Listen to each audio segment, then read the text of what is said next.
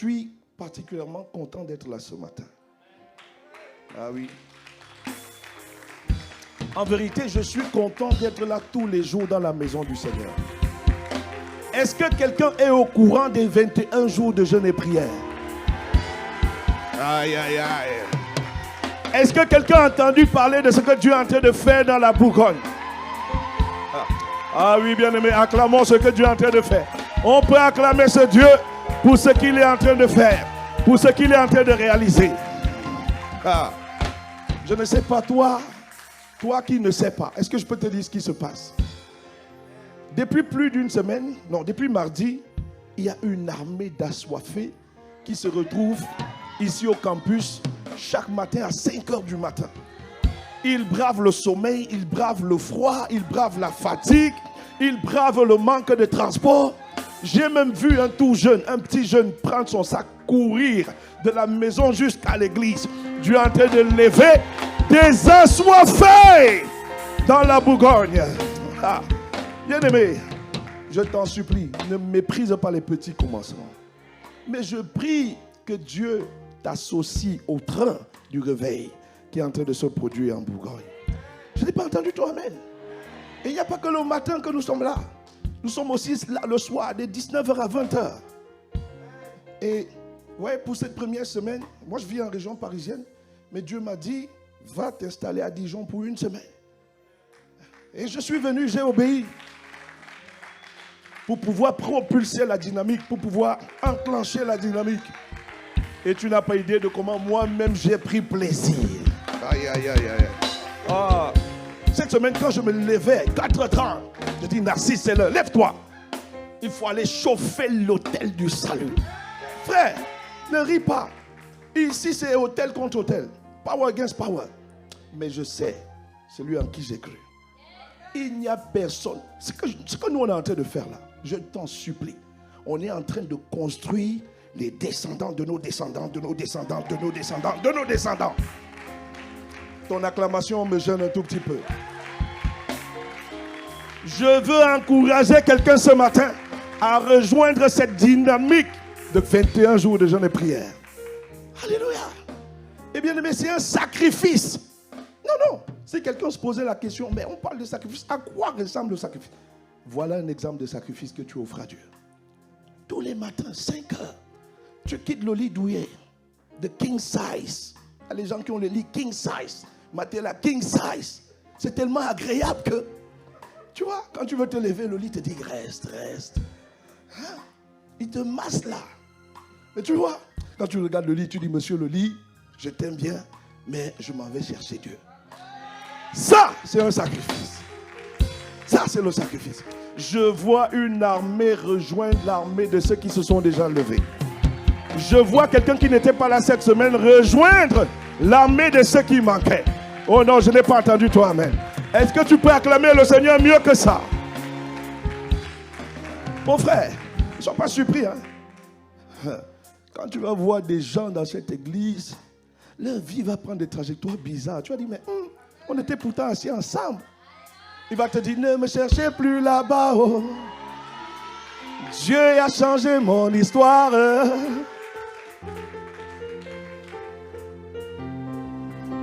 Il y a longtemps j'ai déménagé. Aïe, aïe, aïe, ne me cherchez plus là-bas. Oh. Non. Dieu a changé mon histoire. Il m'a dit de jeûner pendant 21 jours. Ne me cherchez plus là-bas. Oh. Il y a longtemps. Il y a longtemps j'ai déménagé. Il va me prendre. Il va m'arranger. Il va me positionner. Et il va me prendre. Il va m'arranger. Il va me positionner. Quand il a dit de jeûner les 21 jours, de venir à 5 heures du matin, moi j'ai obéi à la parole. Il a dit de venir aussi l'après-midi, j'ai obéi à la parole. Il va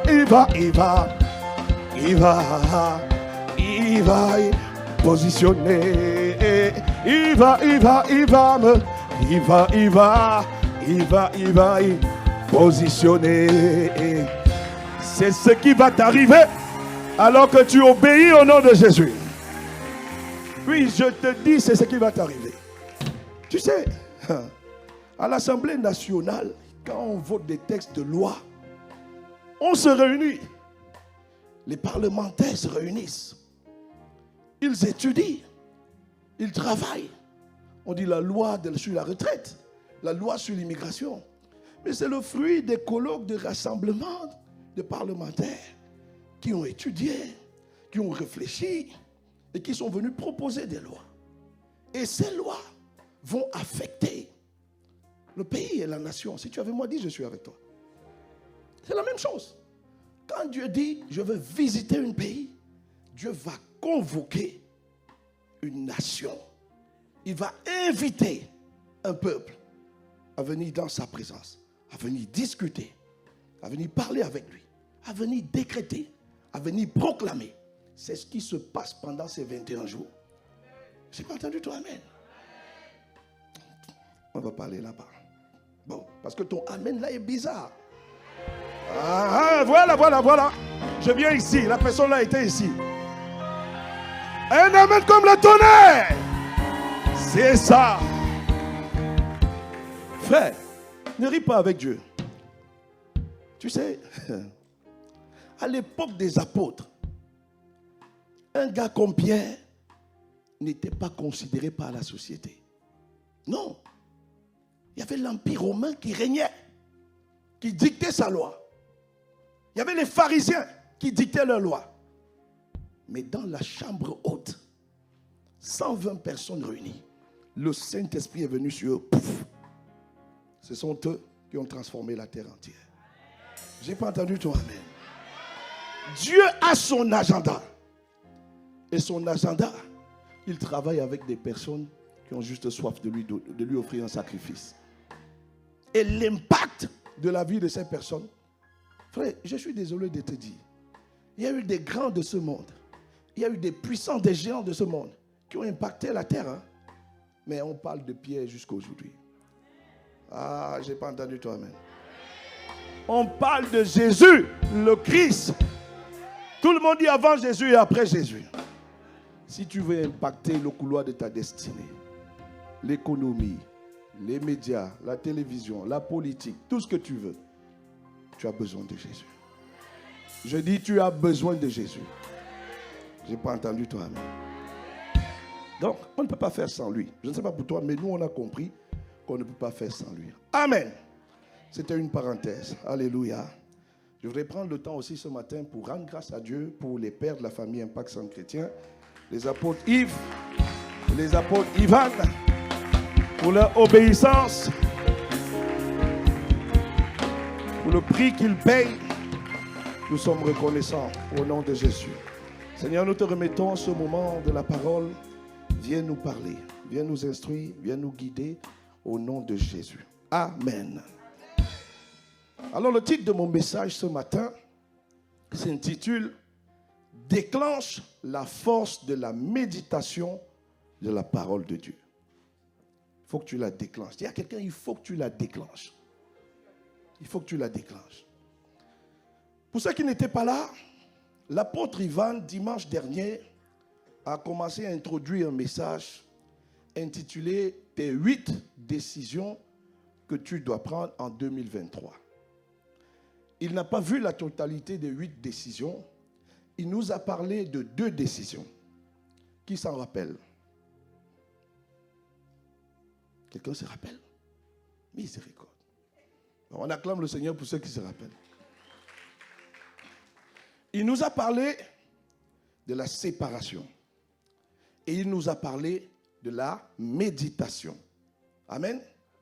Et je vous supplie, ces messages sont disponibles sur les chaînes ICC TV. Vous pouvez les réécouter.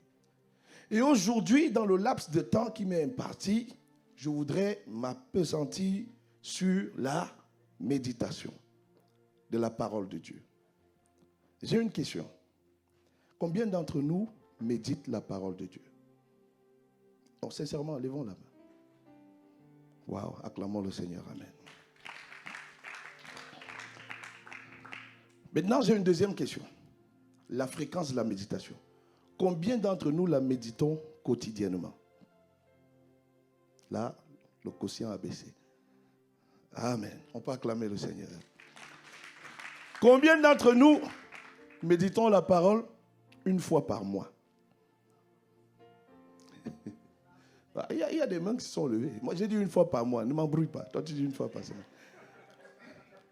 Hein? Combien d'entre nous méditons la parole le jour qu'on a les problèmes? Un OQTF est arrivé par là. Un problème de santé a frappé par là. Ah, il y a des gens honnêtes. Que Dieu vous bénisse. Amen. Non, vous riez. Il y a quelqu'un qui rit. Bon, combien d'entre nous méditons la parole le jour de notre anniversaire? Aujourd'hui, c'est mon anniversaire. Hein? Uniquement le jour de l'anniversaire. Vous savez qu'il y a des gens qui viennent à l'église seulement le 25 décembre. Hein? C'est le jour où Jésus est né. Allez, on va, Jésus est né, Jésus est né. Amen. Je ne vois pas toi. Amen. Aïe, aïe, aïe. Bon, j'arrête les questions. C'est en train de te déranger. J'arrête mes questions. Amen. On en a déjà assez.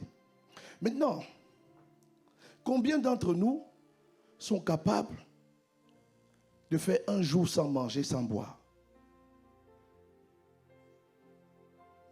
Très bien. Combien d'entre nous peuvent faire 2 jours sans manger, sans boire? Très bien. Combien d'entre nous peuvent faire 3 jours sans manger, sans boire? Les mains commencent à baisser. Ok. Combien d'entre nous peuvent faire 4 jours sans manger, sans boire? J'ai dit sans manger, sans boire pendant 4 jours. Pour votre information, l'apôtre Paul, pendant 14 jours dans un bateau, n'a ni mangé, ni bu. Ok. Les records sont en train d'être battus. Là. Combien sont à 5 jours sans manger, sans boire? Là, il n'y a plus de monde. Il y a quelqu'un qui résiste. Ok? Et comme moi, je suis têtu. Combien sont à 6 jours sans manger, sans boire? 7 jours.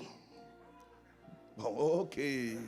Alléluia. Résultat, adjugé, vendu. Bam. Acclame le Seigneur. Amen. Maintenant, c'est important de faire ce parallèle. Quand on parle du manger et du boire, on parle de ton corps physique. Mais en réalité, ce beau corps qui est devant nous ce matin et qui est bien vêtu n'est qu'une enveloppe, n'est pas ton véritable toi. Ce corps a des besoins, mais ton véritable toi, c'est l'esprit qui vit en toi. La Bible nous dit, nous sommes esprit, âme et corps, dans le livre d'un Thessaloniciens. Amen. Donc en fait, tu es tripartite. Tu as l'esprit, tu as l'âme et le corps. Le corps, il va se nourrir de placali. Le corps va se nourrir du bœuf bourguignon. Le corps va se nourrir, comment on appelle ça, la raclette au fromage, machin, c'est ça? La raclette. Qui va racler les estomacs des gens et puis je ne sais pas. Bon, c'est pas grave, on n'y va pas là-bas. Amen. Mais de même que le corps a ce besoin-là, ton esprit aussi a un besoin. Amen. Ton corps a besoin d'être nourri et de pouvoir boire aussi. L'esprit a aussi des besoins. Et parmi les besoins de l'esprit, il y a la prière, il y a la lecture et la méditation de la parole de Dieu. En fait, lorsque tu lis et médites la parole, une fois par mois, si on passe ton esprit au scanner, ça à quoi il va ressembler, c'est quelque chose de bizarre et d'étrange. Hein? Tu vois souvent les images que quand on veut présenter la misère de l'Afrique, on va chercher dans certaines tribus les squelettes qui montent, descendent. Hein? Quelqu'un voit? Hein? On est ensemble ou pas? Si on est ensemble, acclame le Seigneur en fait. L'esprit d'une personne qui se prive de la parole de Dieu, de la prière, c'est un esprit totalement faible, chétif, qui est sans force, vulnérable. C'est la vérité. C'est la vérité. L'esprit de quelqu'un qui ne baigne pas dans les temps de prière, parce que c'est la nourriture, la prière, la parole. C'est la nourriture de l'esprit. Et je vais te choquer. Quand on parle de l'esprit, vous Vous savez, dans le monde invisible, il y a des notions très booléennes. Il y a le bon, il y a le mauvais. Il n'y a pas trois. Il y a des gens qui disent qu'on est neutre. C'est faux. Non, c'est faux. Et dans le monde invisible, les esprits satanistes du mal ont compris qu'il faut nourrir leur esprit. Ils se nourrissent de la méchanceté, des actes que l'ennemi leur donne de faire. Voilà pourquoi vous voyez des satanistes qui sont capables d'aller au cimetière.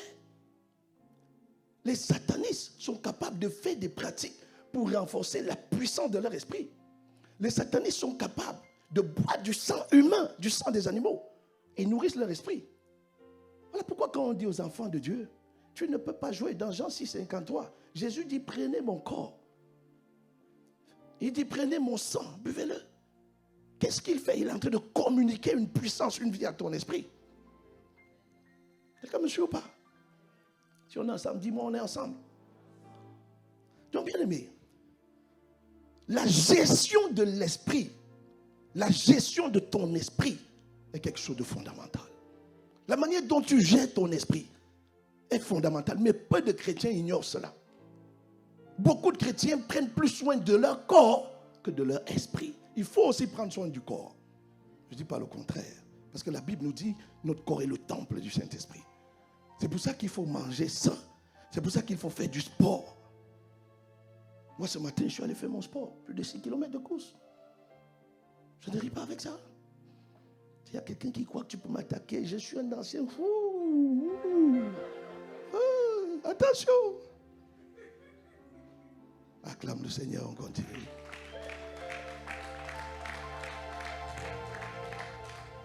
La gestion de l'esprit, frère, c'est fondamental. C'est important. Et un autre point important, c'est l'héritage que ton esprit a et dont tu ignores. Tu sais, la mort et la résurrection de Jésus-Christ a changé la face du monde. Mais positivement, pas négativement. Je t'ai dit, Dieu, quand il fait ces choses, le commun des mortels, le système de pensée du monde ne comprend pas. Comment quelqu'un, Dieu peut-il envoyer son fils mourir sur la croix, crucifié, flagellé, battu, fouetté? Où est la logique? Où est la logique? Mais si ce Dieu-là, pétri de sagesse, créateur de la sagesse, auteur de la sagesse, pose un tel acte, tu dois te poser les questions. Mais il y a des gens qui s'amusent. Ah, vraiment Jésus là? Ah, vraiment les chrétiens là? Frère, la mort et la résurrection de Jésus, c'est quelque chose de puissant dont tu n'as pas idée. Non, tu n'as pas idée. Et la mort et la résurrection de Jésus, contient un héritage puissant pour tout enfant de Dieu. C'est-à-dire toute personne qui a accepté Jésus comme Seigneur et Sauveur. Si on est ensemble, dis-moi, on est ensemble. Lorsque quelqu'un dit « je suis enfant de Dieu », ça implique qu'il y a un changement de statut. Il y a un changement de ton lendemain, un changement de ton futur. Beaucoup sont nés déjà condamnés. Il y a beaucoup qui naissent. Tu vis une vie, tu n'arrives pas à t'expliquer. Pourquoi cette misère? Pourquoi cette pauvreté? Ça sort d'où? Il y a des réalités spirituelles qui s'attachent à la vie des uns et des autres, qui proviennent le plus souvent même avant ta naissance. Mais quand tu nais dans ce contexte. Mais toi, tu ne sais pas ça. Mais tu grandis. Là où les gens font 1 an, tu fais 2, 3 ans. Tu as grandi avec des personnes. Ils sont directeurs d'eux, responsables d'eux. Toi, tu as l'impression que ta vie rame en fait. Tu es pourtant pétri de talent. Tu as des diplômes. Mais tu n'arrives à rien faire avec. Si tu avais moi dit, je suis avec toi. Mais pourtant, tu es là. Tu es là. Mais tu ignores une chose. Tu as donné ta vie à Jésus. Tu es devenu enfant de Dieu. Mais tu vis cette vie-là. Tu marches dans cette vie-là. Cette vie-là te caractérise. Mais qu'est-ce qui se passe? Et pourtant, la mort et la résurrection de Jésus sont de bon augure pour toi. La mort et la résurrection de Jésus amènent quelque chose de nouveau dans ta vie. Un héritage dans ta vie. Galates 3, verset 26. Nous dit, vous êtes tous fils de Dieu par la foi en Jésus-Christ. Tu es devenu fils de Dieu par la foi.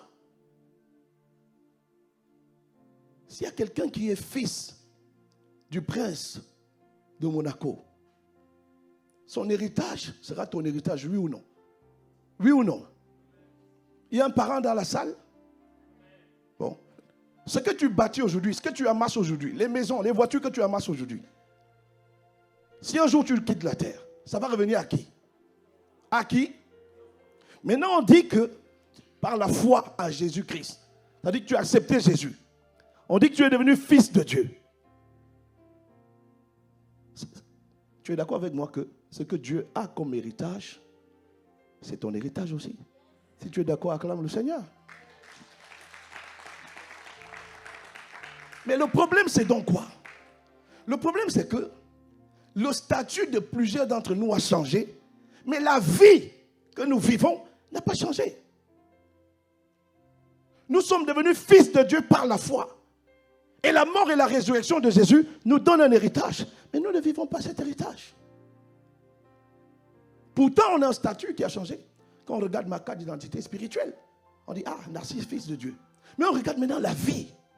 Purée, Dieu est le prince. Dieu est puissant. Dieu est fort. Il ne craint aucun mal. Est-ce que je vis cette vie? Combien d'entre nous craignons les sorciers? Levez la main, levez la main. Combien d'entre nous, quand tu rêves, quand tu as lancé un caillou, ça a frappé la tête, maman, et tu dis, aïe, aïe. Tu appelles ta mère, tu dis, je reviens en Afrique dormir sur ton lit.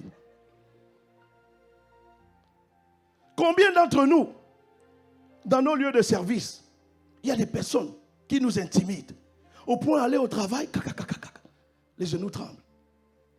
Et la seule option, c'est de démissionner. Tu vas au travail. Pourquoi tu démissionnes? Ce n'est pas que tu travailles mal. Ce n'est pas que tu es incompétente. C'est seulement qu'il y a quelqu'un qui te fait ça dur. Et tu fuis. Je parle à quelqu'un ce matin. Si je parle à quelqu'un ce matin, acclame le Seigneur. Pour plusieurs chrétiens, plusieurs enfants de Dieu, le statut a changé. Mais la vie reste la vie d'une personne qui n'est pas fils de Dieu. 1 Corinthiens 15, verset 1. Je vous rappelle, frères et sœurs, l'évangile que je vous ai annoncé, que vous avez reçu et dans lequel vous tenez ferme. L'évangile. Ma question à ce moment, c'est, est-ce que tu es au courant de l'évangile? Est-ce que tu sais ce dont parle l'évangile? Est-ce que tu es au courant que l'évangile est encore appelé la bonne nouvelle? Hello? Quelle est ta relation avec l'évangile? Est-ce que tu tiens ferme dans l'évangile? Est-ce que tu parcours l'évangile? Est-ce que tu es familiarisé avec l'évangile? Alléluia.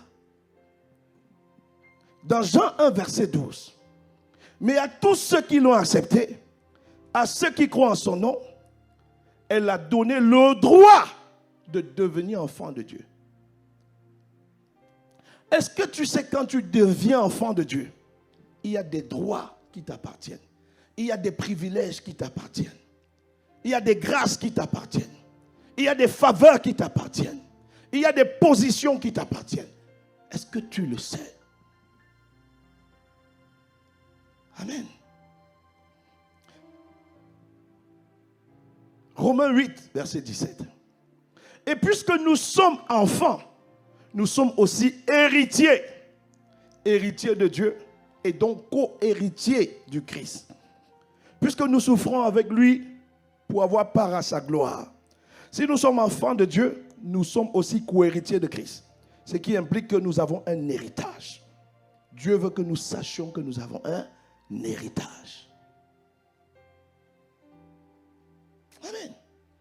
Maintenant, cet héritage se trouve où? L'héritage dont on parle se trouve dans la parole de Dieu. Je n'ai pas entendu toi, amen. Dieu a un héritage pour toi qui se trouve dans sa parole. Ton agenda, ta vie sur terre n'a pas le droit d'être conduite par le hasard. Tes lendemains n'ont pas le droit. Tu te lèves le matin, tu ne sais même pas comment la trajectoire de ta vie ira. Tu penses que Dieu ne parle pas. Tu penses que Dieu n'a pas un plan journalier, quotidien pour toi. Et tu vis, tu marches comme ça. C'est ainsi que plusieurs se lèvent. Et puis tu entends qu'à midi, il est parti, bêtement, arraché. Parce que l'esprit ne connecte pas avec celui qui va l'aider. Alléluia. J'apprécie ton calme. Ça veut dire que la parole est en train de te faire du bien. Si c'est le cas, acclame le Seigneur.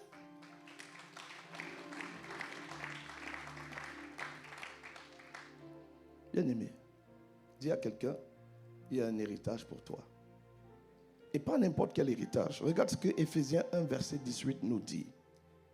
Éphésiens 1, verset 18 nous dit que Dieu illumine notre intelligence afin que nous comprenions en quoi consiste l'espérance à laquelle nous avons été appelés. Quelle est la glorieuse richesse de l'héritage que Dieu nous donnera à nous tous, les membres de son Église.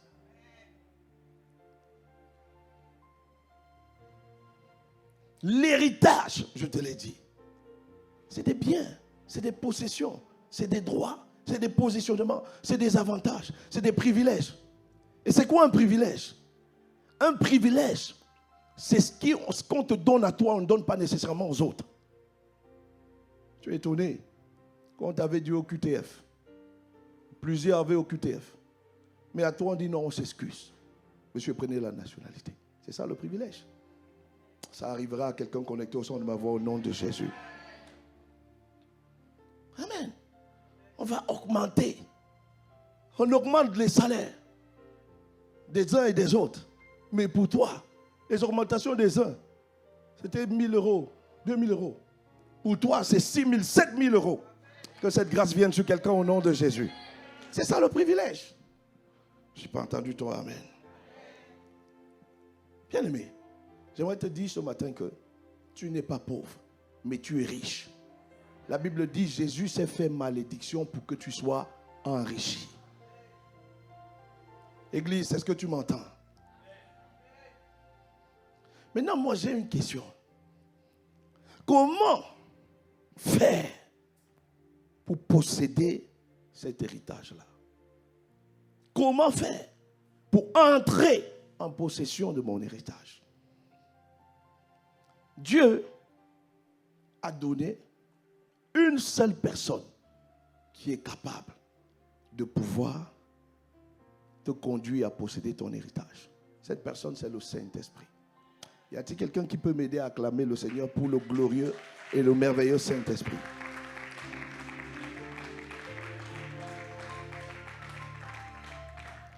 Maintenant, il y a une problématique. C'est que beaucoup d'enfants de Dieu n'ont aucune relation, aucune intimité avec le Saint-Esprit. Comment peux-tu connaître le Saint-Esprit si tu ne lis pas la parole de Dieu? Le Saint-Esprit est le seul capable de te donner ton héritage. Jésus est venu sur la terre. Pendant 30 ans, on n'a presque pas entendu parler de Jésus. Je rappelle à quelqu'un que Jésus est venu sur la terre dans une condition humaine. À 12 ans, il a fait quelques exploits. Mais après, pendant 30 ans, on ne relate pas les exploits de Jésus. Mais dès que le Saint-Esprit est venu sur Jésus, dès que le Saint-Esprit a atterri en Jésus, en 3 ans, Jésus a fait ce qu'il n'avait pas fait en 30 ans. Il a impacté des vies. Il a guéri des malades. Il a libéré des captifs. Il a ressuscité des morts. Est-ce que quelqu'un comprend ce dont je parle? Frère, tu ne peux pas négliger le Saint-Esprit.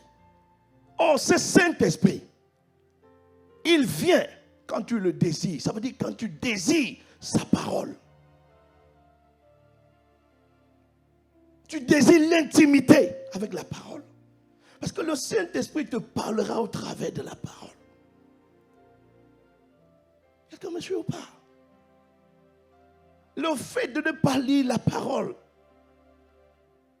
en fait, tu es en train de prendre Tu es en train de prendre un chemin qui torture ton esprit, qui réprime ton esprit, qui tue ton esprit. Et c'est pour ça que plusieurs, dans l'adversité, tombent. Plusieurs n'arrivent pas à accomplir des exploits. Plusieurs trouvent que c'est impossible de venir prier tous les matins à 5 heures. Il y a déjà des barrières, des systèmes de pensée qui causent des barrières. Et pourtant, c'est le chemin qu'il faut prendre pour arriver dans ton Canaan. Est-ce que monsieur ou pas? Très peu d'enfants de Dieu ne vont pas à Canaan parce qu'ils n'ont pas lu les Écritures. Le Saint-Esprit ne peut pas les convaincre. Le Saint-Esprit ne peut pas changer, dominer leur vie. Le Saint-Esprit ne peut pas tenir leurs mains pour les emmener à bon port, dans la terre promise. Parce qu'il n'y a pas d'intimité. Il n'y a pas de relation avec la parole. Quelqu'un, tu as donné ta vie à Jésus. Le jour de ta nouvelle naissance, le Saint-Esprit est venu habiter en toi, mais ça ne s'arrête pas là. Le Saint-Esprit a besoin que quotidiennement tu prennes du temps avec la parole. Parce que c'est dans la parole de Dieu qu'il y a ton héritage, qu'il y a ton agenda. Et le Saint-Esprit a besoin de ta coopération pour t'amener à posséder ton héritage. Est-ce que quelqu'un me suit? Oh, ton amen n'a pas disparu. Donne-moi un amen comme le tonnerre. Beaucoup parlent de Dieu, mais ne connaissent pas ce Dieu-là. Bien-aimé, ce n'est pas chanter toi seul et digne qui prouve que tu connais Dieu. C'est faux. Ton âme peut aimer un chant, tu le chantes. Mais il n'y a rien en toi, c'est vide. Pourquoi? Pas de parole. Il y a plusieurs. Parfois, il y a une mélodie. Le Saint-Esprit a envie que tu chantes d'autres paroles, d'autres mots. Mais il ne peut pas. Il ne peut pas. Parce qu'il n'y a pas de sensibilité. Il n'arrive pas à te remplir. Oh, pour te remplir, il a besoin que tu ailles connecter à la parole. Lorsqu'en Matthieu 4, on retrouve le même épisode en Luc 4, le Saint-Esprit est descendu sur Jésus. Le Saint-Esprit est descendu sur Jésus le Christ. Tout de suite après, il y a eu une tentation. Le Saint-Esprit est en lui. Mais Jésus était familiarisé avec la parole. Jésus est la parole. Voilà pourquoi il était capable de citer, il est écrit. Le Saint-Esprit lui disait, cite, il est écrit. Quand le diable lui disait, non, si tu jettes-toi de cette montagne, il donnera des ordres à ses anges, de peur que tu ne heurtes point tes pieds. Parce qu'il y avait la parole en Jésus. Le Saint-Esprit allait prendre la parole. Et cela sortait au travers de la bouche de Jésus. Il est aussi écrit, tu ne tenteras point l'Éternel ton Dieu. Quelqu'un me suit ou pas? Oh, est-ce que je parle à la bonne personne ce matin? Beaucoup d'entre nous, tous les jours, nous passons à côté des visitations divines, des grâces divines. Frère, écoute-moi. La voiture que tu conduis, aussi belle qu'elle te paraît à tes yeux, si tu penses que c'est ça l'héritage, c'est pas ça l'héritage. La jolie maison que tu as, tu penses que ma maison, c'est la plus belle maison du quartier. Oui, le quartier t'acclame. Mais est-ce que tu sais que Dieu a bien plus pour toi? Depuis que tu as cette maison-là, combien de personnes ont donné leur vie à Jésus? Depuis que tu as cette maison-là, quel est l'impact, le rayonnement de ton impact? Depuis que tu es capable de t'acheter un parfum à 200, 300, 500 000 euros ou bien 500 euros, je ne sais pas. Quel est l'impact? À part l'odeur du parfum. On va dire, c'est Louis Vuitton. Mais à part ça, la vie a changé où? J'attends pas ton amen. L'héritage en Christ commence par sa parole. Recherchez premièrement le royaume et la justice. Et tout vous sera donné par-dessus tout. Dieu n'a pas de problème avec la maison. Il n'a pas de problème avec les beaux vêtements. Il n'a pas de problème avec la voiture. Mais l'héritage dont on parle, c'est la capacité de se tenir. Il dit, à partir de moi, plus aucun sorcier dans ma famille ne va détruire les vies, ne va arracher les vies. C'est de ça dont on parle. Frère, nous étions ici vendredi. Le Seigneur m'a dit, il faut oindre l'église. Frère, tu penses qu'on vient oindre l'église comme ça? Si on n'a pas entendu le Saint-Esprit, tu vas mourir ici. Je te dis. Il y a des prières qu'on fait parce qu'on sait. C'est lui qui nous conduit. C'est lui qui nous dirige. Il y a des choses dont je suis sûr et certain. You cannot win against me. Tu ne peux pas. Tu ne peux pas. Tu ne peux pas. Pourquoi? Je suis fort? Non. Mais celui qui est fort vit en moi. Et je nourris cette relation tous les jours. Par la parole. Par la prière. Essaye de m'attaquer à tous les niveaux. Ma Bible dit le malheur peut m'atteindre parce que je suis juste. Mais elle conclut en disant le Seigneur l'en délivre toujours. Que ce soit ton partage au nom de Jésus. C'est pas l'orgueil. Quand tu as décidé de ne pas jouer avec le Saint-Esprit, et comment ça? Les temps quotidiens avec la parole. Saint-Esprit, remplis-moi, conduis-moi. Ne me laisse pas marcher dans le hasard cette journée. Il faut que ta volonté soit ma volonté. Il faut que tes desseins soient mes desseins. J'ai des objectifs à planifier. Mais toi, viens les planifier. Ne me laisse pas les planifier. Parce que quand je planifie, je ne les réalise pas.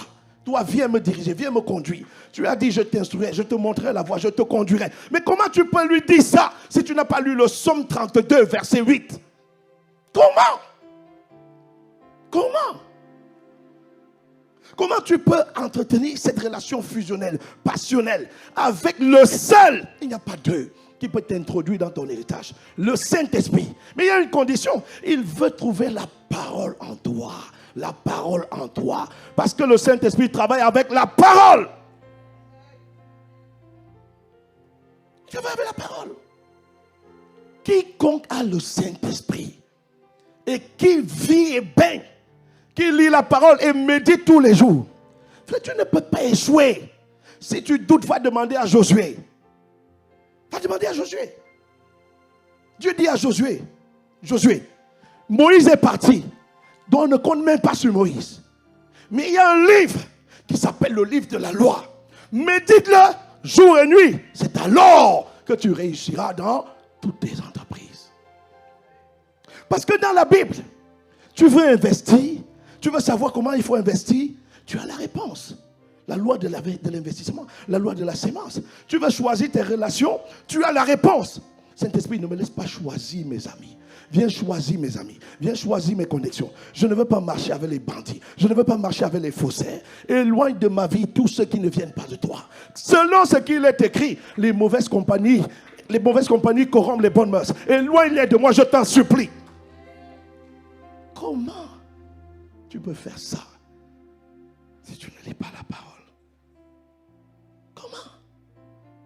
Et c'est là, je te dis, mon frère, ma soeur, that's the problem of the church. C'est le problème de l'église. C'est le problème de nous, les enfants de Dieu. Les enfants de Dieu, on aime le spectaculaire. Moi, j'ai appris à ne plus aimer le spectaculaire. Dès que le Seigneur a dit par la bouche de l'apôtre Ivan, je vous établis en autorité. Je savais que j'étais déjà établi en autorité. Je savais déjà, je savais. Mais quand il a dit ça, par la bouche de son serviteur, j'ai compris que Dieu vient de me faire passer à un autre niveau d'autorité. Je n'ai pas besoin de tomber. Je n'ai pas besoin que ce soit spectaculaire. Oh, non, je n'ai pas besoin de ça. J'ai besoin d'être conscient. Ce qu'il a dit, c'est poussé par l'Esprit. Cette parole est pour moi. Je la saisis, je l'attrape. Et tous les jours, je m'avais dit au Saint-Esprit, Saint-Esprit, tu, par la bouche de son serviteur, le Seigneur a dit que nous sommes des autorités. Et tu as dit, et il est écrit dans la parole, voici, je t'ai donné le pouvoir.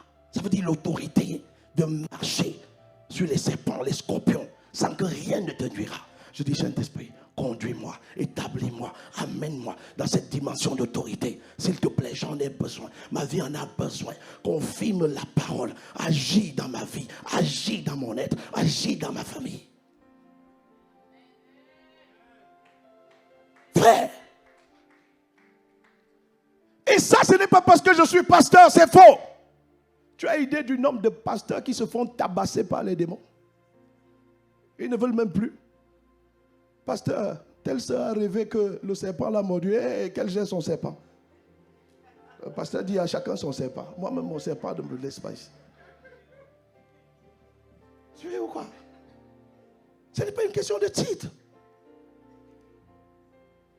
C'est une question d'amoureux. Être amoureux de Dieu. Être amoureux de sa parole. Et ça, c'est pour nous tous. C'est notre héritage. Je te vois rentrer dans cette dimension au nom puissant de Jésus. J'ai dit, je te vois rentrer dans cette dimension au nom puissant de Jésus.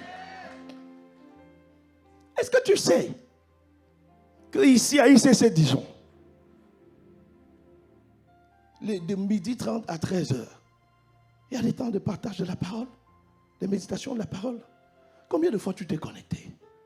Combien de fois tu as dit, je donne 30 minutes juste pour aller me charger de sa parole? Combien de fois? Combien?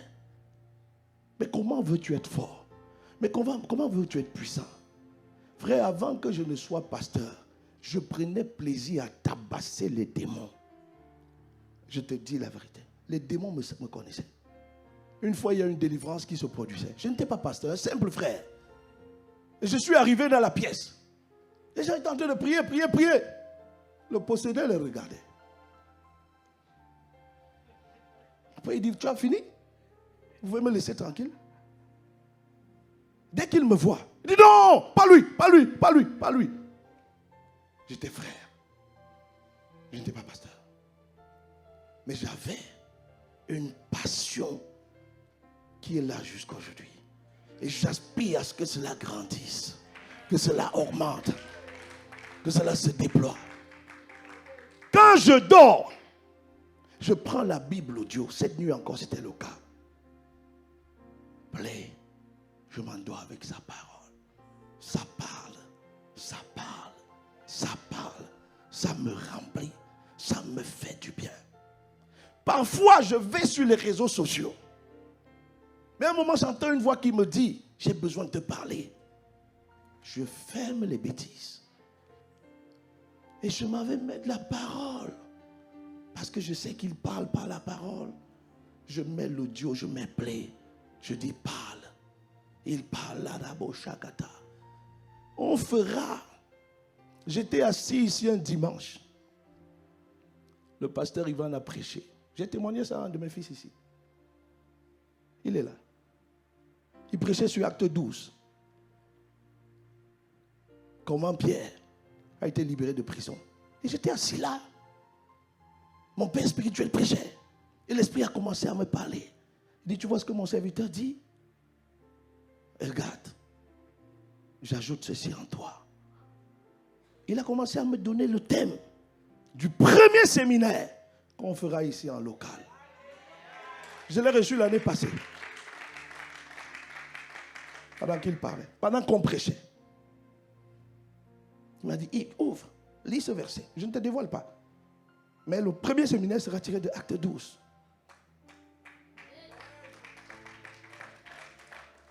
Et ce qui est beau avec Dieu quand il te parle, il te montre comment tu vas faire pour dépasser telle situation, pour détruire telle activité qui se dresse contre toi, pour repousser telle œuvre de l'ennemi qui planifiait.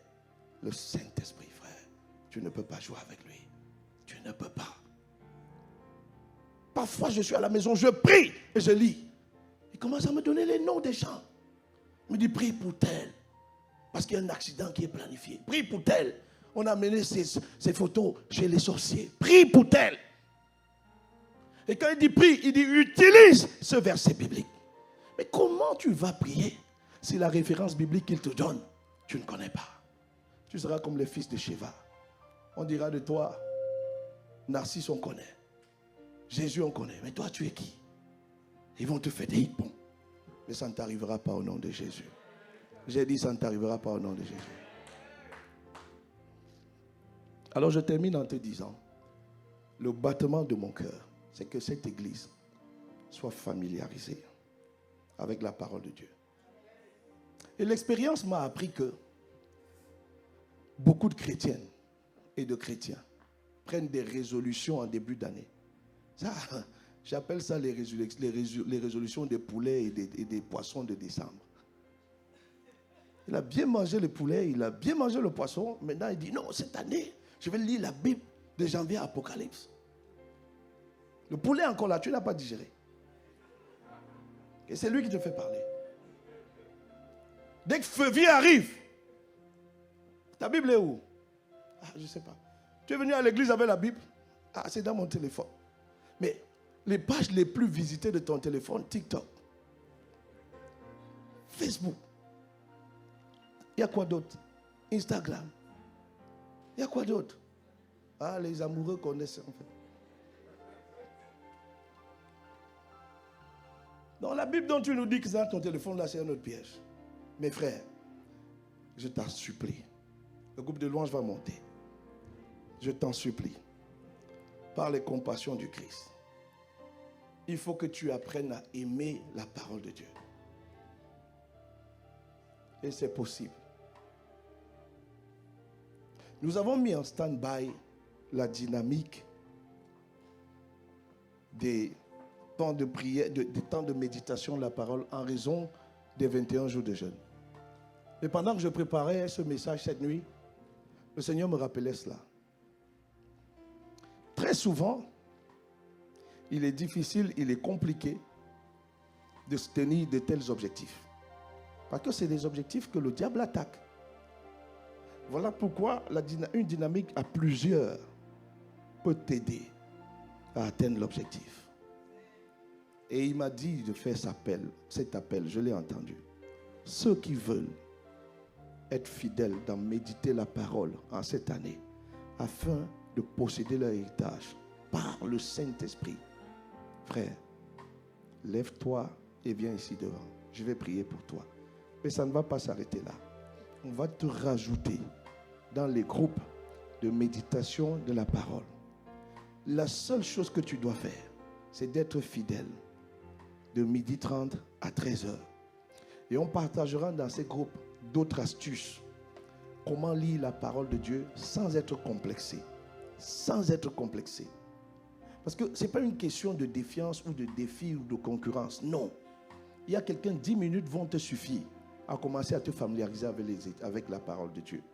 Il y a quelqu'un, tu es déjà à 10 minutes, tu vas passer à 20 minutes. Amen. Et Dieu va bénir chacun dans la capacité d'aujourd'hui. Mais cette capacité va augmenter au nom de Jésus. Alors donc, si tu es là ce matin et que ce message t'a parlé, je t'invite à me rejoindre ici. Larabos, Inte Yaraba.